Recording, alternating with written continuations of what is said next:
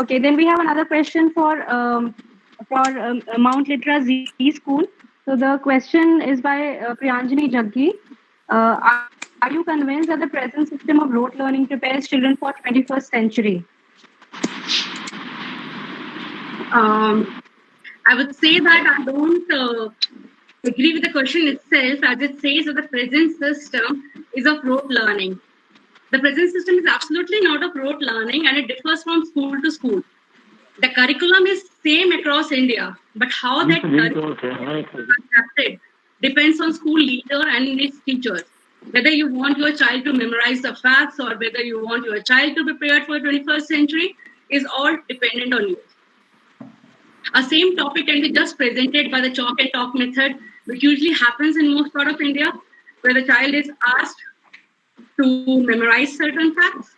So the same topic can be taught using a project-based learning or an inquiry-based learning, where the child actually feel the need of learning that particular topic, connects it to the daily life, and solve a problem related to it. We can use 3D technology, we can use virtual reality, artificial intelligence to change the way students engage with the content.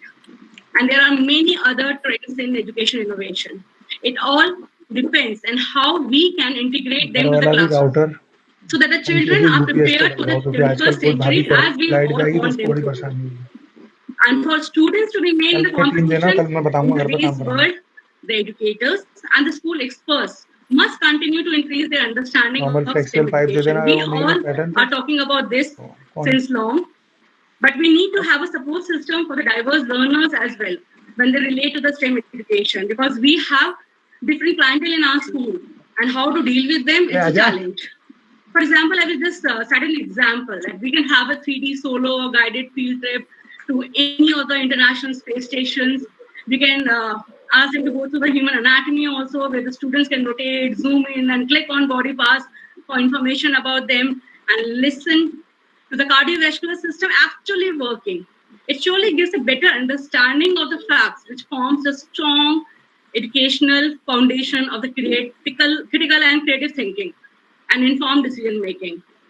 I will say at my school, like Monitor Z School, we already have 3D designing and printing lab, along with the innovation lab, where we actually put all this into practice. So the question is the rote learning relevant for the 21st century skills? I said, well, obviously it's not. Rote learning is not in now practice. Many of the schools have done away with it. All those who are not so tech savvy, they are not informed, they are not doing it. But again, as I say, it all depends on the leader, it all depends on the educators, how the leader is training the teachers, and how the school is going ahead with the informed decision. It all depends on that. So rote learning, obviously, it's a strict no-no. And it all depends how a school is like taking on the STEM education, how it's preparing children for the future. The STEM education is a way to the future. I will just say that. Thank you. Wonderful. Thank you so much. Okay. Pardon me. I want to jump in here. The lady who just spoke, ma'am, your words were like music to my ears, because this is exactly what my philosophy is. 6 years ago, when I embarked upon this journey, I stumbled upon my friends from prestigious universities all across the US, and I said, listen, my motherland is India. I want to give back to my country.